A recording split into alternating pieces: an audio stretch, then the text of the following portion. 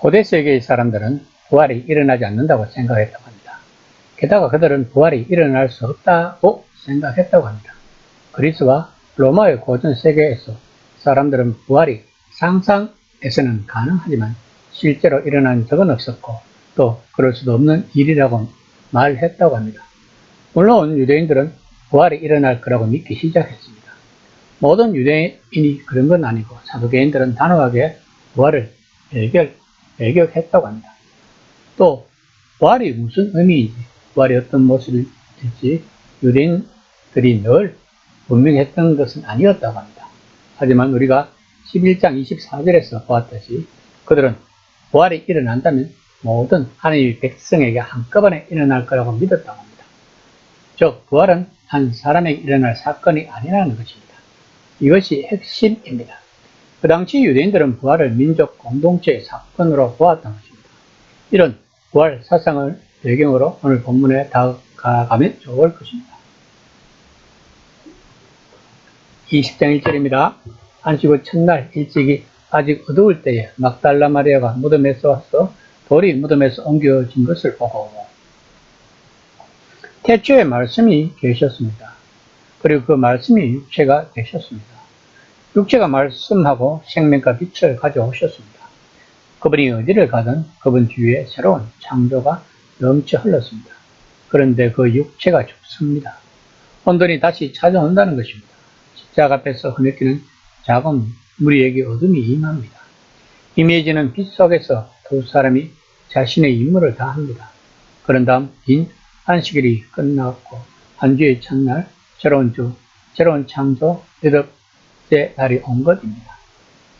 막달라 마리아는 다른 마리아와 함께 십자가 밑에 나타나기 전에는 요한복음에 등장하지 않았습니다. 우리가 아는 단편적인 정보는 다른 복음서를 통해 아는 것입니다. 하지만 여기서 그의 위치는 대단한 것이었습니다. 그녀는 무덤이 비었다는 소식을 알린 첫 인물인 것입니다. 그러면 다른 제자들은 안식일 동안 무슨 생각을 하면서 보내었을까요?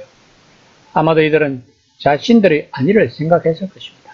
그러나 막달라 마리아는 안식일이 끝나고 그 새벽에 달려온 것입니다. 아마도 막달라 마리아는 안식일 동안 오직 예수님에 대한 생각으로 보냈을 것입니다. 그래서 다음 단락에서는 훨씬 더 중요한 특권을 누리는 것입니다. 즉 부활하신 주님을 보고 만나고 대화를 나눈 첫째 인물인 것입니다. 20장 2에서 3절입니다. 시몬 베드로와 예수께서 사랑하시던 그 다른 제자에게 달려가서 말하되 사람들이 주님을 무덤에서 가져다가 어디 두었는지 우리가 알지 못하겠다 하니 베드로와 그 다른 제자가 나가서 무덤으로 갈세. 비록 3번씩이나 예수님을 모른다고 부인했지만 베드로는 제자들 가운데서 중심적인 역할을 담당하고 있었던 것 같습니다. 또 다른 제자는 본서를 기록한 요한일 거라고 신학자들은 주장합니다. 평소 예수님을 적대시하던 유대교 강신자들이 시신을 훼손할 가능성이 있다고 생각했을 것입니다. 아마도 요한이 베드로보다 무덤에 먼저 도착한 것은 요한이 젊어서이기도 하지만 예수님의 장면을 직접 목격하면서 무덤의 위치도 자세히 알고 있었기 때문일 것입니다. 그는 주의 깊게 자세히 관찰하기 위해 몸을 굽혀 세마포가 놓여있는 것을 보았지만 안으로 들어가지는 않았습니다.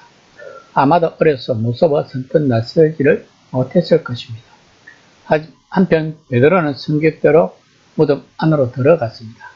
20장 7에서 8절입니다. 또 머리를 샀던 수건은 세마포와 함께 놓이지 않고 딴 곳에 샀던 대로 놓여있더라. 그때야 무덤이 먼저 갔던 그 다른 제자도 들어가 보고 믿더라. 누군가가 시신을 가져갔다면 옷을 정리하지는 않았을 것입니다. 그러면 예수님은 스스로 사라졌다는 것입니다. 그럼 베드로와 다른 제자는 무슨 생각이 들었을까요? 그 짧은 순간 그들은 부활에 대한 주체할 수 없는 기쁨을 누렸을 것입니다. 본문에서는 보고 믿었다고 했습니다. 그는 전에도 믿음이 있었습니다. 그는 예수님이 메시아라고 믿었습니다.